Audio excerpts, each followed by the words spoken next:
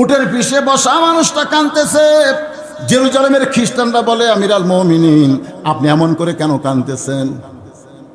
উটের পিঠে বসা মানুষটা বলতেছে, তোমরা যাকে ওমর মনে করে সম্মান করতেছ, আমি ওমর না, আমি হলাম রাখাল। আর জমিনে দড়ি ধরে উটের রশি ধরে যিনি দাঁড়ায় আছেন তিনি হলেন হযরত ওমর। জেরুজালেমের খ্রিস্টানরা বলে, এটা কেমনে হয়, এটা কেমনে হয়? রাখাল চিল্লায় বলে, আল্লাহর কোরআন নবীর তরিকা মোতাবেক চললে এমনি সম্ভব হয়ে যায়। জোরে কান সুবহানাল্লাহ। সঙ্গে সঙ্গে খ্রিস্টানরা বলতেছে, মুসলমান যদি আল্লাহর কোরআন নবীর তরিকা মোতাবেক চললে এমন হয়, রাখালকে উটের পিঠে চড়ে দিয়া অর্ধ পৃথিবীর খলিফা জমিনের রশি ধরে দাঁড়ায় থাকে, আর খ্রিস্টান থাকবো না, আমরা সবাই ইসলামকে গ্রহণ করব। আপনারা বলেন তো, কোনো যুদ্ধ করা লাগছে? কোনো দাওয়াত দেওয়া লাগছে? উমরের ভিতরে এমন একটা আদর্শ পাইছে যে আদর্শ হওয়ার সঙ্গে সঙ্গে খ্রিস্টানরা কলেমা পড়তে চায়। সমস্ত খ্রিস্টানকে উমর ফারুক কলমা পড়ায় দিলেন, লা ইলাহা ইল্লাল্লাহু মুহাম্মাদুর রাসূলুল্লাহ। সবাই মুসলমান হয়ে গেল। কিন্তু খ্রিস্টানদের মধ্যে একজন বেঁকা ছিল। বেঁকা বলছেন না? এখানে যত মানুষ বসে আছে, আপনারা কি মনে করছেন সবাই ফজর নামাজ পড়বে? কথা কয় না। আমি কিন্তু ওয়াজের শুরু থেকে নামাজের কথাই বলতেছি, তারপরেও দেখবেন ফজর নামাজ পড়বে না। তার মানে কি, ওরা ওয়াজের শুরু থেকে শেষ পর্যন্ত কুত্তের ন্যাজের মতন বেঁকা। কোন ন্যাজের মধ্যে? কুত্তের ন্যাজ আপনারা দেখছেন? কুত্তের ন্যাজ দেখছেন? ও কিন্তু বেঁকা। তো একটা বেঁকা খ্রিস্টান, ও আর মুসলমান হয়নি, ও দৌড় মারছে খ্রিস্টান ধর্মের পাদ্রীর কাছে। হুজুর, দরবারের মধ্যে বসে জিকির করেন, আর মদিনার উমরে শাহ আপনার সব লোককে মুসলমান বানাচ্ছে। এ কথা শোনার পরে পাদ্রী হতভম্ব হয়ে দৌড়ে দৌড়ে আসলেন উমরের কাছে, এসে বললেন, উমর, আমি ইসলাম গ্রহণ করতে চাই। ওমর ফারুক বললেন, তাহলে পড়ো লা ইলাহা ইল্লাল্লাহু মুহাম্মাদ রাসূলুল্লাহ। পাদ্রী বলতেছে, আমি কলেমা পড়ার আগে তোমাকে 4টা প্রশ্ন করব, যদি উত্তর দিবার পারো তাহলে মুসলমান হব, উত্তর দিবার না পারলে কিন্তু মুসলমান হব না। ওমর ফারুক বলে, পাদ্রী কি 4টা প্রশ্ন করবা? বলে, 1 নম্বর প্রশ্ন হলো, পৃথিবীর এমন কোন জায়গা সূর্যের আলো একবার পড়েছে কিয়ামত পর্যন্ত ওই জায়গায় সূর্যের আলো পড়বে না, ওই জায়গার কথা যদি বলতে পারো। 2 নম্বর প্রশ্ন হলো, পৃথিবী এমন কোন কবর যে কবরও জীবিত, কবর মধ্যে লাশটাও জীবিত, ওই কবর এবং লাশের নাম বলতে হবে। 3 নম্বর প্রশ্ন হলো, 2 ভাই একই সময় জন্মগ্রহণ করেছে, বহু বছর পরে 2 ভাইকে হত্যা করা হয়েছে, কিন্তু এক ভাইয়ের চাইতে 100 বছরের বড়।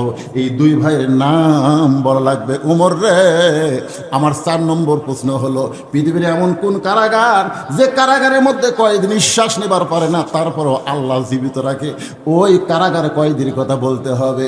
উমর কান্দারে বলে, পাদ্রী রে, এমন প্রশ্ন আমি জীবনে শুনি নাই, তাহলে উত্তর দিব কেমনে?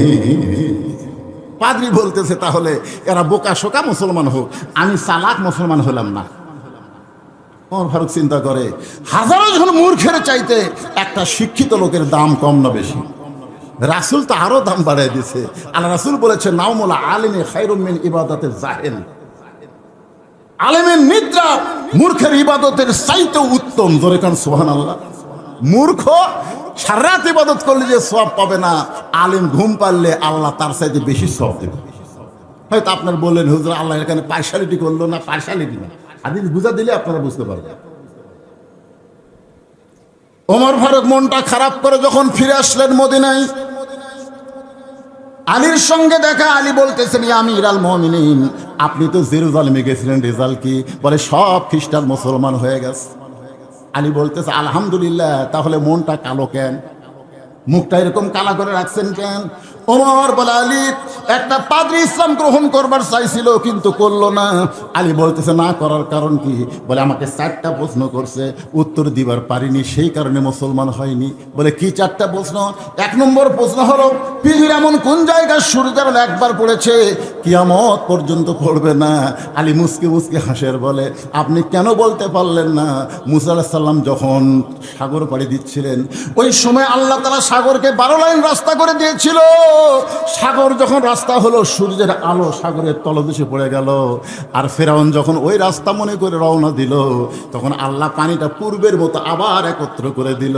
ওই জায়গায় কিয়ামত পর্যন্ত আর কোনোদিন সূর্যের আলো পড়বে না। উমর হায় হায়, আমি তো এই চিন্তা করিনি। 2 নম্বর প্রশ্ন হলো, কবর জীবিত, লাশটাও জীবিত, কবর লাশের নাম কি? আলী বলতে যে কবর হলো ইউনুস, কবর হলো মাছ, আর লাশের নাম হলো ইউনুস আলাইহিস সালাতু ওয়াস সালাম। কি নাম? জোরে কোন? ইউনুস কিন্তু একজন আল্লাহর নবী, আর আমাদের বর্তমানে যিনি উপদেষ্টা তিনি 2 নবীর নাম ধরে আছেন।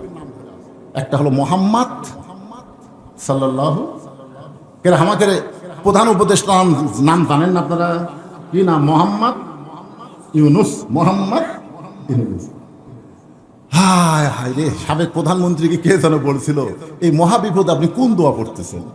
লা ইলাহা ইল্লা আনতা সুবহানাকা ইন্নী কুনতু মিনাজ জালিমিন। সবাই বলেন না কেন ভাই, বিপদ আপদ মুসিবত আমাদের সকলের সঙ্গে আছে না নাই? জোরে কার আছে না? কিন্তু দোয়াটার নাম কি? আরো জোরে জোরসে বলেন। হায় হায়, কি বেকায়দা। হযরত আলী বললেন, ইয়া আমিরুল মুমিনিন, কবরটা হলো মাছ আর লাশটার নাম হলো ইউনুস। কবরও জীবিত, লাশটাও আল্লাহ জীবিত রেখেছে। ওমর ফারুক বলে, আলী ভাই তাহলে 3 নম্বর প্রশ্ন করলো, একই সঙ্গে 2 ভাই জন্মগ্রহণ করছে, যমজ, অনেক বছর পরে 2 ভাইকে হত্যা করা হলো। এক ভাইয়ের সাথে 100 বছরের বড়। এই 2 ভাইয়ের নাম কি? আলী বলতেছেন উযায়ের আর আজিজ আলাইহিস সালাতু ওয়াস সালাম। একই সঙ্গে 2 ভাই জন্মগ্রহণ করেছিল, কিন্তু উযায়েরকে আল্লাহ তাআলা একটা উপত্যকার মধ্যে 100 বছর ঘুম দিয়েছিল। ওই ঘুমটা তার মৃত্যুর মধ্যে শামিল রেখে 2 জনকে একসঙ্গে যখন হত্যা করা হয়, তখন এক ভাইয়ের চাইতে 100 বছর বড় হয়ে গেল।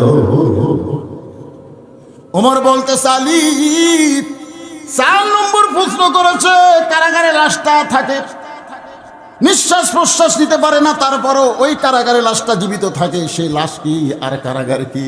আলী বলতেছেন, কারাগার হলো মায়ের উদর, আর লাশটা হলো সন্তান। কি বলবো প্রসবের কথা, মা বিনে সেই ব্যথা কেউ তো বুঝিবে না মাজন। ঠিকিয়া সন্তানের দায়, অকালে মা মারা যায়, কেন সে মায়ের ভক্তি করবা না? এমন দরদি ভবে কেউ হবে না আমার মা গো। পর্দার অন্তরালে আমার মায়ের আছে না নাই? এজোর এখানে আছে না নাই? আমার মা, আপনি অত্যন্ত দামি, আপনার পায়ের তলে সন্তানের জান্নাত। মাগো, আপনার কথা ইসলাম 3 বার বলেছে, আর বাবার কথা মাত্র 1 বার বলেছে। মা, আপনার অত্যন্ত দামি মা। আল্লাহর কোরআন দিয়ে যেদিন বাংলাদেশ চলবে, সেদিন মেয়েরা বুঝতে পারবে নারীদের কত দাম ইসলামে আছে। ইসলামে নারীদের দাম কম না বেশি? কথা বলেন। জান্নাতুল বাকির মধ্যে আমি যখন কবর জিয়ারত করতেছিলাম, এমন সময় একটা কবরের পাশে এসে দেখি কতগুলা মানুষ সুদানি লোক হাউমাউ করে কাঁদতেছে। আমি একজনকে জিজ্ঞাসা করলাম, ভাই এটা কিসের কবর? এই কবরের কাছে এমন করে খান্দে কেন? বলে, হুজুর এইটা হলো নবীর দুধ মা হালিমাতুস সাদিয়ার কবর। শিশুকালে ময়রা গেছে মা, গর্ভে থাকতে মরছে পিতা, নবী চোখে দেখলেন না। আমাদের নবী ছিলেন এতিম, জন্মের আগেই বাবা মারা গেছে, দুনিয়াতে আসার আগেই বাবা মারা গেছে। 6 বছর বয়সে মা দুনিয়া থেকে বিদায় হয়ে গেছে। যিনি দুধ মার দায়িত্ব নিয়েছিলেন তার নাম হলো হালিমাতুস সাদিয়া। এক অনুষ্ঠানে এরকম নবী আলোচনা করতেছে, সাহাবীরা আওয়াজ শুনতেছে। ইতিমধ্যে হালিমাতুস সাদিয়া উটের পিঠে চলে আসতেছে। কতগুলা সাহাবী দৌড়ে গেল, এই বুড়ি উট নিয়ে কোথায় যাবে, উট ব্রেক কর।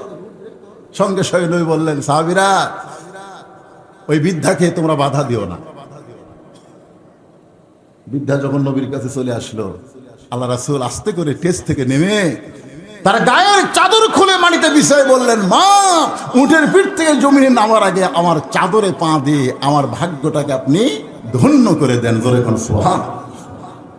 প্রত্যেকটা সাহাবীরা চমকে গেল, কিরে একটা বুড়ি নবীর গায়ের চাদর বিছিয়ে দিয়ে বলতেছে, মাটিতে পা না দিয়া আমার চাদরে পা দিলে আমার ভাগ্য ধন্য হবে, জীবন ধন্য হবে। আবু বকর বললেন, ইয়া রাসূলুল্লাহ, এই বুড়িটাকে তো আমরা চিনতে পারলাম না, যাকে আপনি এত সম্মান করতেছেন। রাসূল বললেন, উনি হলেন আমার দুধমা হালিমাতুস সাদিয়া। মায়ের এক ফোঁটা দুধের দাম কাটিলে গায়েরই চাম, মায়ের এক ফোঁটা দুধের দাম কাটিলে গায়েরই চাম, পায়ের জুতা বানাইল ঋণের শোধ হবে না, এমন দরদি ভবে কেউ হবে না আমার মা, মা গো। ঘোড়াচড়া দেখতেছে যিনি মসজিদের মধ্যে নামাজের মধ্যে ঢুকছেন, আসলে আমাকের মতন মুসল্লি না। ঘোড়াচড়া বুঝতে পারলেন লোকটা শুধু নামাজের নিয়ত করে নাই, নিয়ত করার সঙ্গে সঙ্গে নামাজের মধ্যে ঢুকেছে। এখন লোকটার কাছ থেকে যদি গোটা পৃথিবীও চুরি করা হয়, লোকটা কিছুই বুঝতে পারবে। রাসূলের কথা মতো আলী কয় নম্বর নামাজি? কথা কয় না, কয় নম্বর নামাজি? পিঠে তীর ঢুকছিল, আপনারা জানেন না? কেউ বলে পিঠে, কেউ বলে পায়ে। আল্লাহ রাসূল বললেন, আলী যখন নামাজের মধ্যে থাকবে তখন তীরটা টেনে বের করো। নামাজের যখন মধ্যে থাকবে, ওই নামাজের ইমামতি করলেন আল্লাহর নবী। সামনে কাতারে হযরত আলী, এক পাশ আবু বকর, এক পাশ ওমর, পিছনে কাতারে ছিল হযরত উসমান গনি। দুইজন সাহাবীকে নবী বললেন, তোমরা জামাত তরক করে আলী তীরটা টেনে বের করো। নামাজ যখন শুরু করছেন, তীর টান দেয়, পিছন থেকে আসে, ছাড়া দিলে আবার খাড়া হয়। জাবের আর হুযায়ফা দুই সাহাবী বলতেছে, এই মুহূর্তে টানা যাবে না, যখন নামাজের ভিতরে যাবে। নামাজের ভিতর কখন?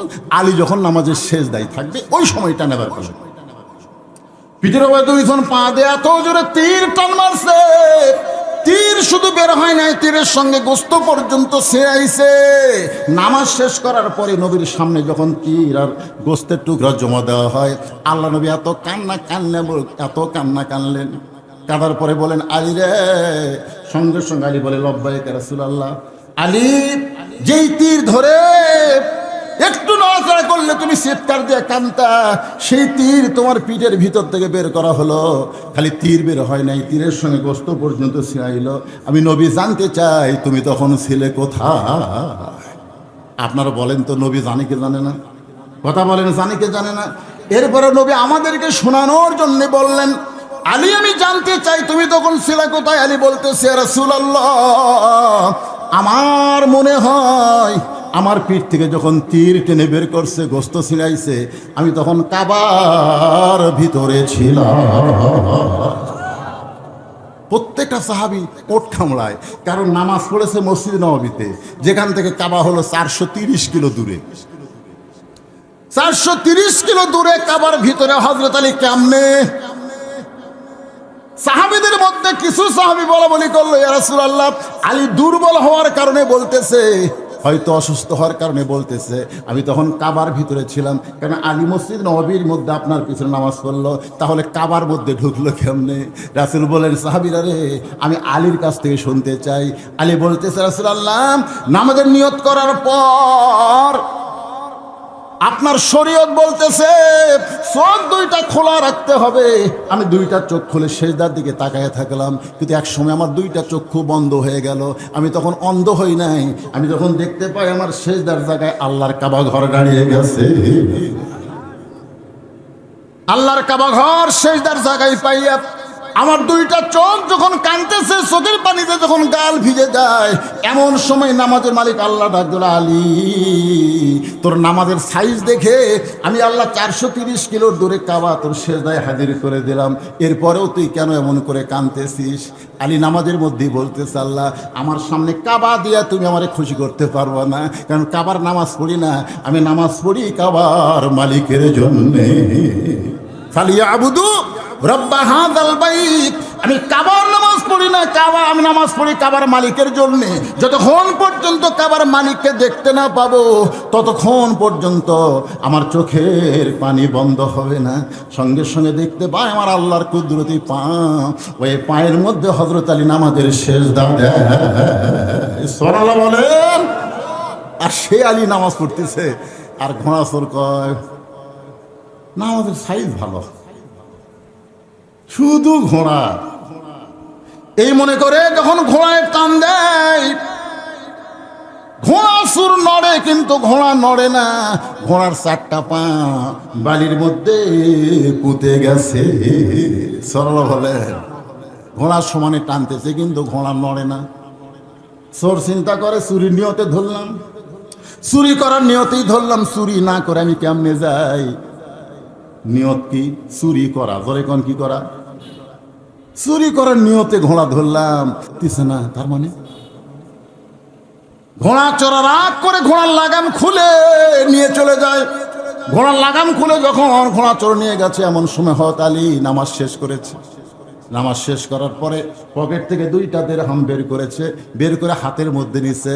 কারণ মিন শারিল ওয়াসওয়াসিল খান্নাস, হয়তো নফস বলতে পারে আলী তোর নামাজ হয়ে গেছে, 2 দিরহাম দেওয়া লিখবি কেন? তুই কি চুক্তি করছিস নাকি? বলেন না। তাহলে 2টা দিরহাম কেন দেওয়া লাগবে? নফস যেন ধোঁকা দিবার না পারে, সেই কারণে হযরত আলী 2টা দিরহাম হাতের মধ্যে নিয়ে আল্লাহর ঘর মসজিদ থেকে বের হচ্ছে। আপনার বলেন তো, মসজিদ থেকে যখন বের হবেন তখন খুব জোরে জোরে বের হওয়া যাবে? জোরে জোরে তড়িঘড়ি কথা কয় না, তড়িঘড়ি করে বের হওয়া যাবে? এত জোরে মসজিদ থেকে বের হয়, কার স্যান্ডেল কুটি চলে যায়। আল্লাহ রাসূল বলেছেন, মসজিদ থেকে যখন বের হবে, মসজিদ দরজার দিকে তাকিয়ে তোমার চোখের পানি বের করে কানবে আর বলবে, আল্লাহ যে নামাজ পড়ে আমি রওনা দিলাম, এটাই যদি আমার জীবনের শেষ নামাজ হয়, আর একটা নামাজ যদি পড়ার আমি হায়াত না পাই আল্লাহ, তাহলে হয়তো এটাই আমার জীবনের শেষ নামাজ। আল্লাহ তুমি নামাজটা কবুল করো। আল্লাহুম্মা ইন্নী আসআলুকা মিন ফাদলিক। বলে কোন সুবহানাল্লাহ।